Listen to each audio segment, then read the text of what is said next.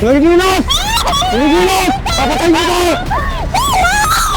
Manimik ka! Ano ba?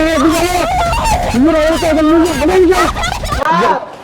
Ano ba yan? Nakailang take na tayo Paulit-ulit? Tatanga-tanga?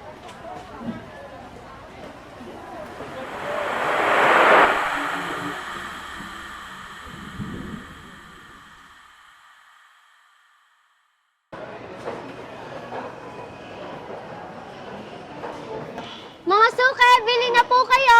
Ate, ang ganda-ganda mo. Bili ka na dito. Marami ditong pagpipilian. Ay, ante, kailangan ko nang mauna. Nagwawelga na naman sila doon. Kailangan kong i-cover yung balita. Oh, sige, ingat ka, Ella. Balitaan Ingat ka niyo na doon, lang ako ingat. kay inay, ha? Oh, sige, ingat ka lang. Ella, bye-bye.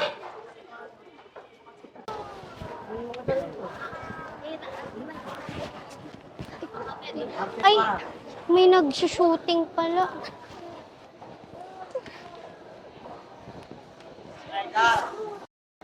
Okay, 3, 2, 1, action!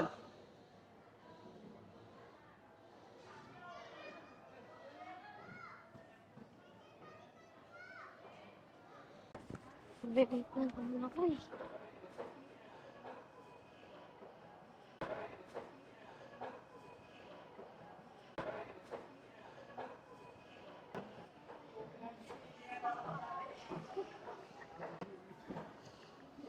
Excuse me, sir? Sir? Excuse me po. Ano po yung ginagawa nyo? Bakit ganyan yung caption nyo? Nakikita nyo po bang nagsushooting po sila dyan? Hindi yan totoo, sir. Mali po magpakalat ng fake news. Grabe naman yung mga henerasyon ngayon. May maipost lang talaga sila sa social media.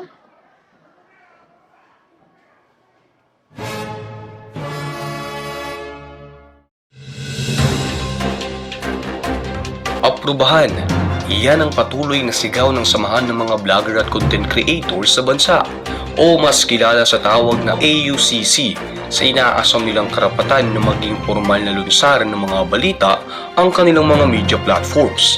Bukod pa dito, usap-usapan na pabor ang mismong Pangulo sa daing ng AUCC. Parang ang baduy. Pero uso naman to, kakagat na yung tao dito.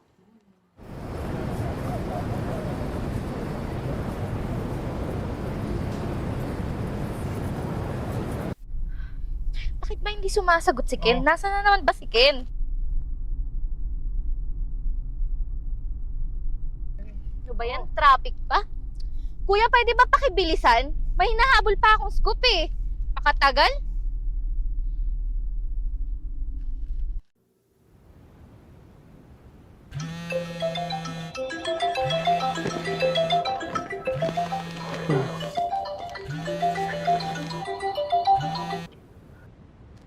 Oh, ano na, Tom? Natutulog ka na naman sa kangkungan. Kaya hindi umaasenso tong estasyon natin eh. Tinutulugan mo. Oo na, madam. On the way na traffic lang. Dalian mo. Late ka na. Wisit? Tutulog yung tao eh. 2 buwan na lang talaga. 2 buwan na lang. Alis ako sa stasyon na to.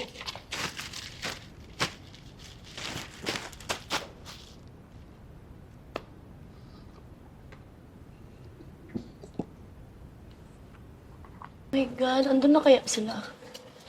I think I'm gonna be late. Oh my God, hindi ako pwedeng ma-late. Ano yan? Maganda na ba ako?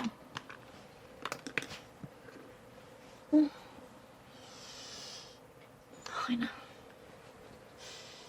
Kailangan mabango tayo. Napakainit pa naman.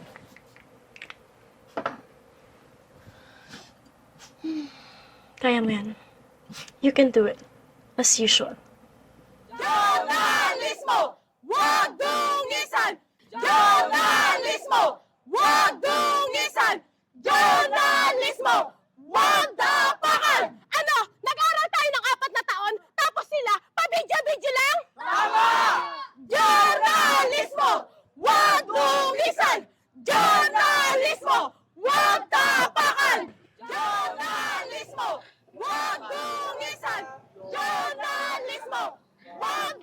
oras na wala na naman si Ken? Journalismo!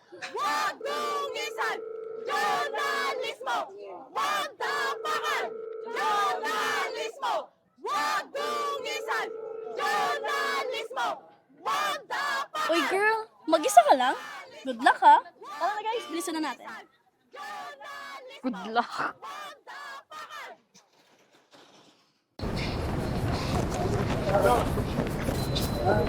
Sorry po, kuya. Sorry po.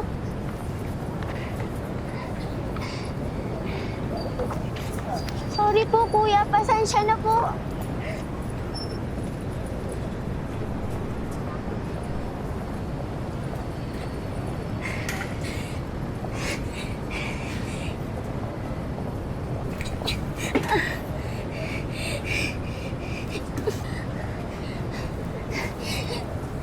Kuya, sandali!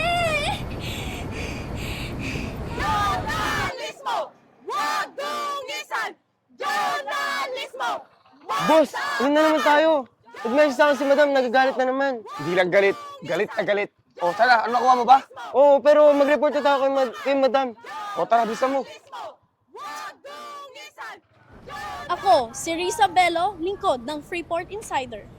Tara, okay na yan.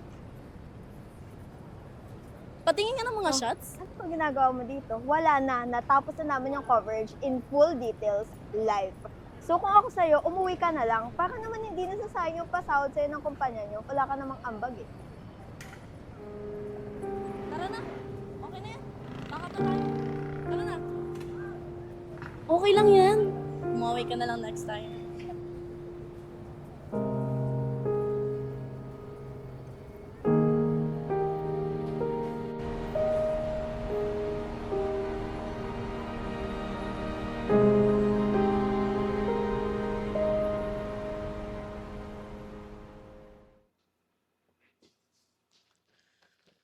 O ano? Wala na naman tayo sa front page. Ano? Wala na naman tayong magandang scoop na nakuha. Lagi nyo na lang ako binibigyan ng mga gasgas na plano. Ano? Wala na bang bago?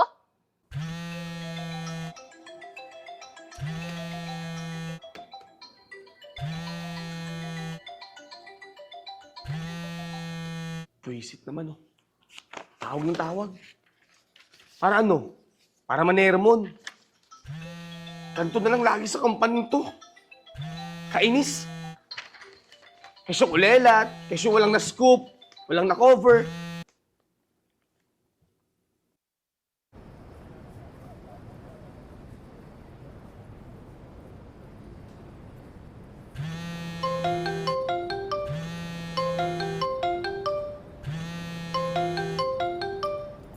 Hello, ate. Nasaan ka na? Sabi ng doktor, kailangan na raw mabili yung gamot ni inay. Tapos yung mga bata pala, iniwan ko muna sa bahay. Kaso di po kumakain yun kasi wala na rin tayong gas, saka ulam. Saka ate, yung pambayad ko pala sa school, kailangan ko na yun sa Martes ha. Sorry, dumagdag pa sa gastusin. Hello, ate? Ba't ka umiiyak? Ate? Ate? Hello?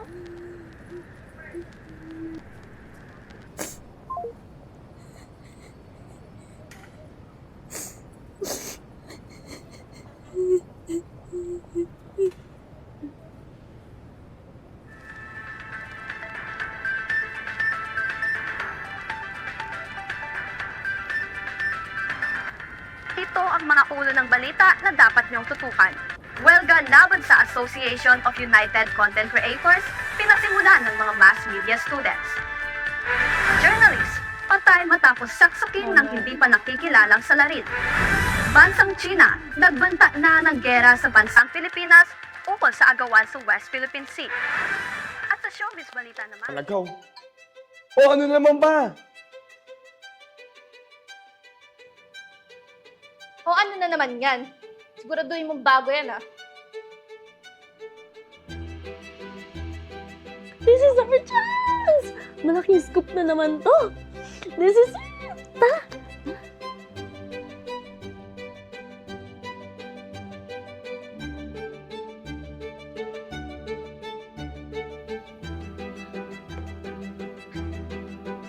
Sa wakas, makakapag-iwan din ng magandang legacy dito sa stasyon na to.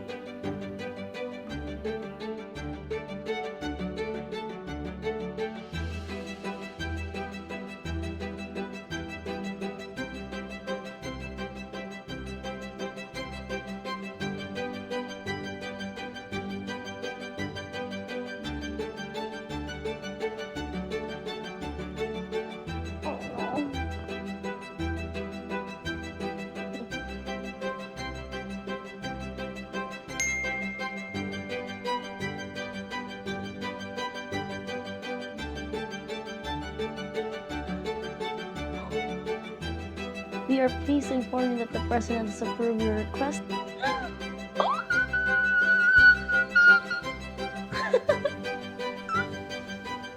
This is...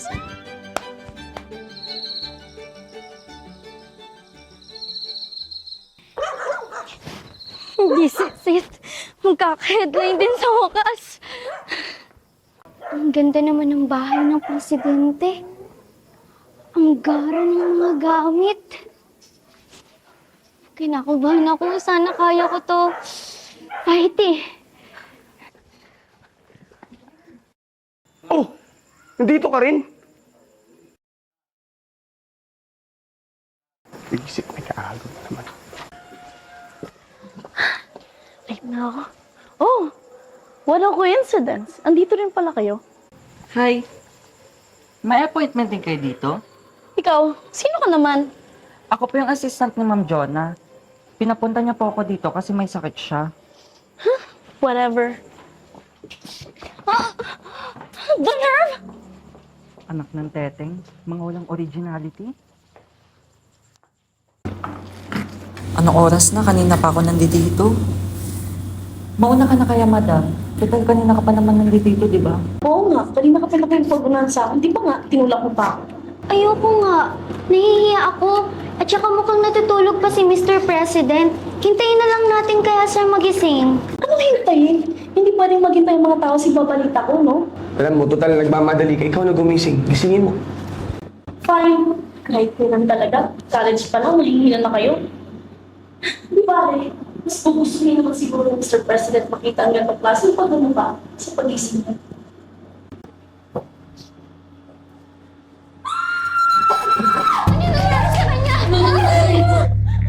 Mr. President! Kailangan na natin tumawag ng ambulansya! What? Presidente yan, no? Makapibintangan tayo. Alam mo, malalagot lang ako kay Ma'am Jonah. Kapag nadamay pa kami dyan. Ano gagawin natin? Patay na yung presidente, lintik. Intel na lagi kaluluwa pa. Paano yung scoop natin? Seriously? Narinig mo ba sinasabi mo? Scoop pa rin? Patay na si Mr. President ko! Hindi mo ba nakikita yung sitwasyon natin, ha? Paano na lang yung mga pangarap ko? Paano na yung mga pinaghirapan ko? Hindi ako pwedeng makulong! Hindi ako pwedeng makulong! Baka na mo! Muhawa ko! Tatawag ako ng rescue! Nandito lang yun eh. Paano ko patawag?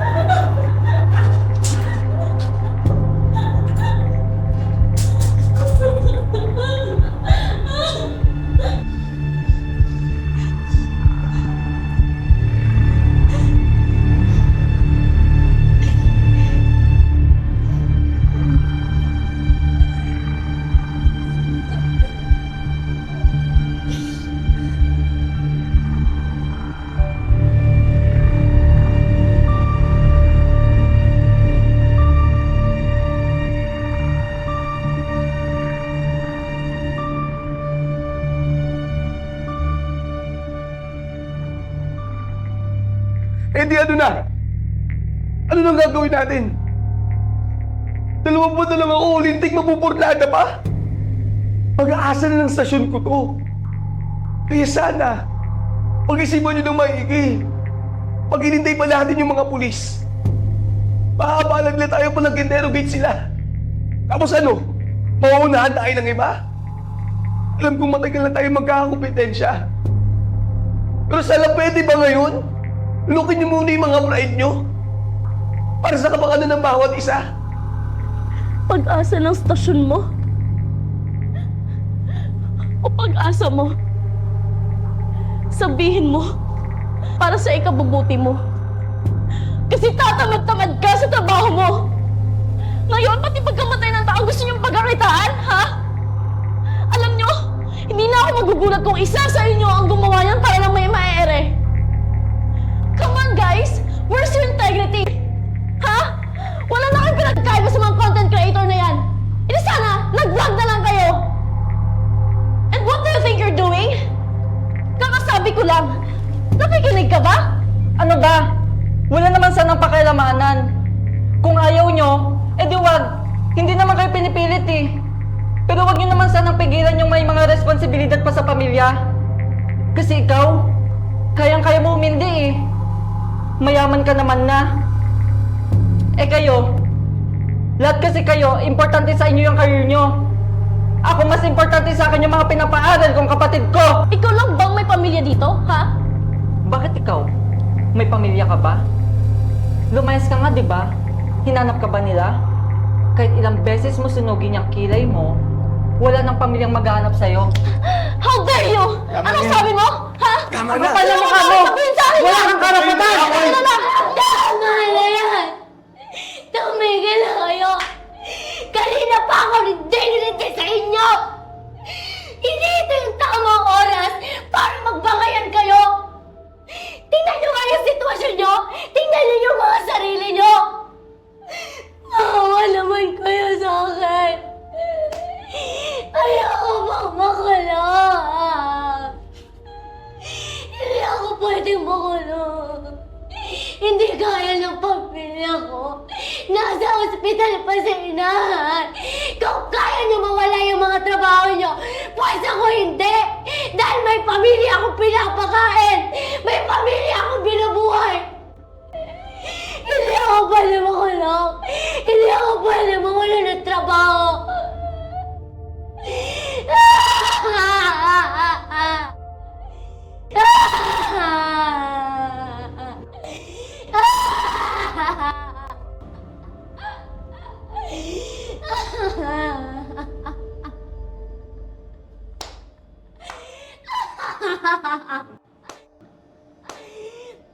Nakikita ko na kung paano gagawing miserable ng mga tao sa social media ang mga pangalan nyo.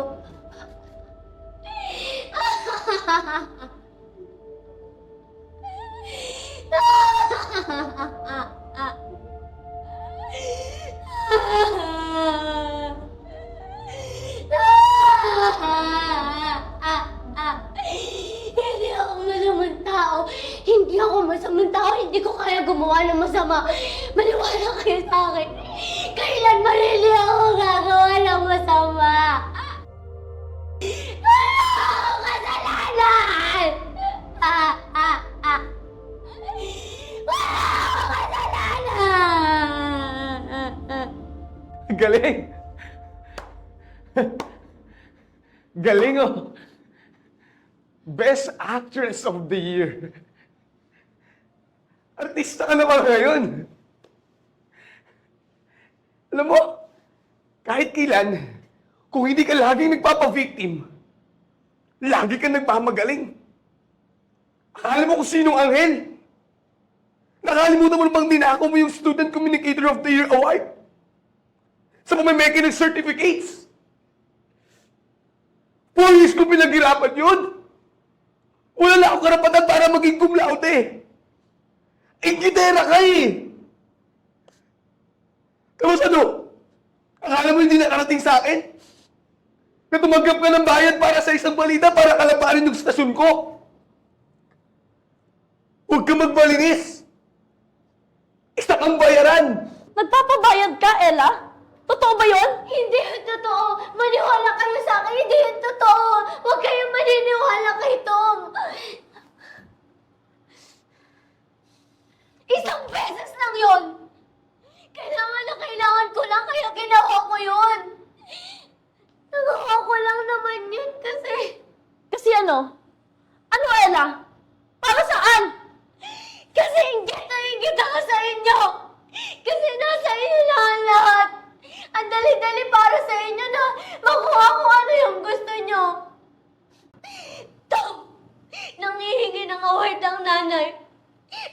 ibibigay ko, ha? Sige nga. Paano ko sasabihin sa nanay ko na naghihingalo sa ospital na lahat ng pinaghirapan at sakripisyo niya para sa akin ay baliwala lang? Ikaw, yung boss mo, matapang, malakas, magaling, kaya niya gawin lahat, kaya niya gawa ng paraan lahat ng problema niya.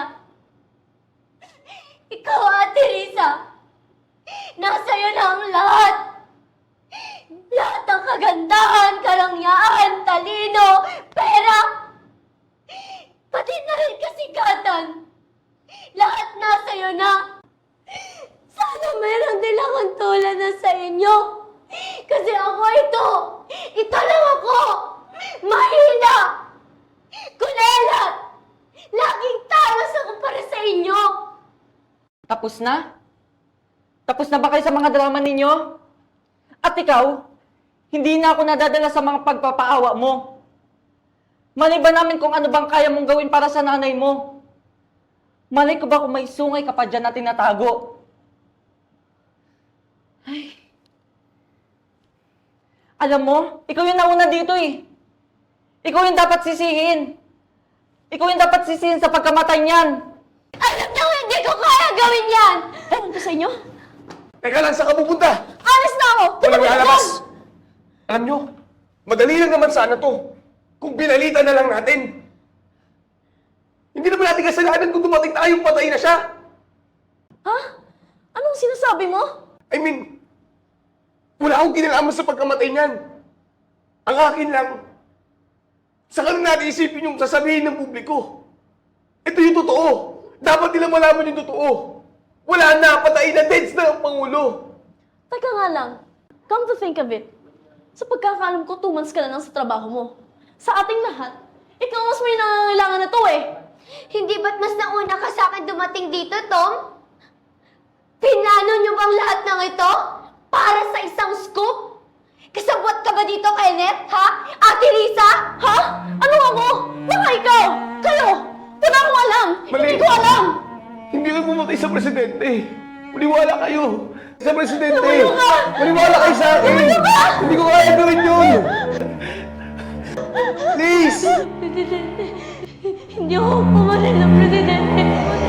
Kayo! Pumatay ng presidente. Kayo pumatay ng presidente. Kayo! Kayo! Kayo! Kayo! Kayo! Kayo! Kayo! Kayo! Kayo! Hindi ako pumatay ng presidente. Kayo!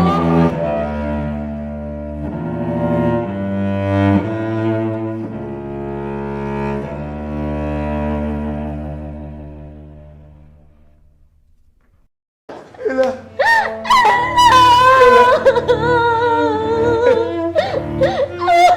Bitawan mo ako! Bitawan mo ako! Ikaw din ba pumatay sa kanya? Ha? Plano mo ba to? Ha? Plano mo ba kaming patayin lahat? Well, bakit Marisa? Aksidente nangyari. Aksidente nangyari. Nakita natin lahat. Aksidente nangyari. Kumalmahan siya. Aksidente nangyari. Wala kang kasalanan. Wala kasalanan kung sino ba.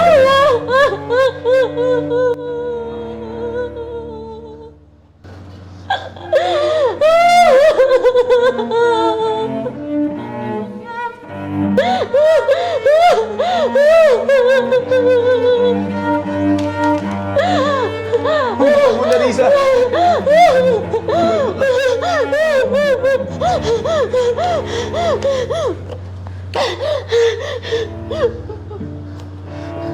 Tom, kasalanan mo lahat ng to eh.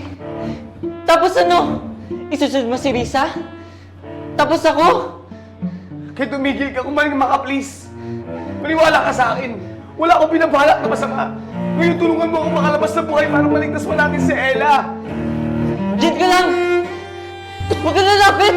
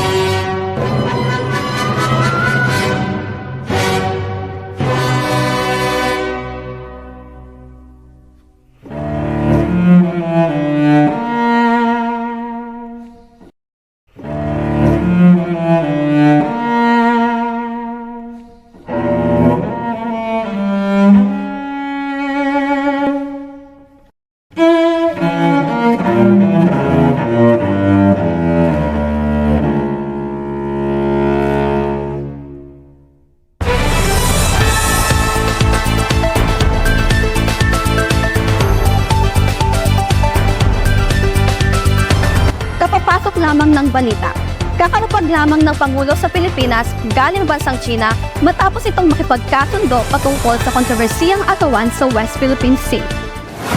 Nagtipon ng ilang mamamahayag para salubungin ang pagdating ng presidente at humingi ng update patungkol sa kasunduan ng dalawang bansa. Ngunit bigo ang mga ito na makakuha ng impormasyon mula sa presidente. Hindi ka naman siguro pumunta dito para magtago habang buhay. Parehong buhay natin ang mga nganib. Anong plano mo?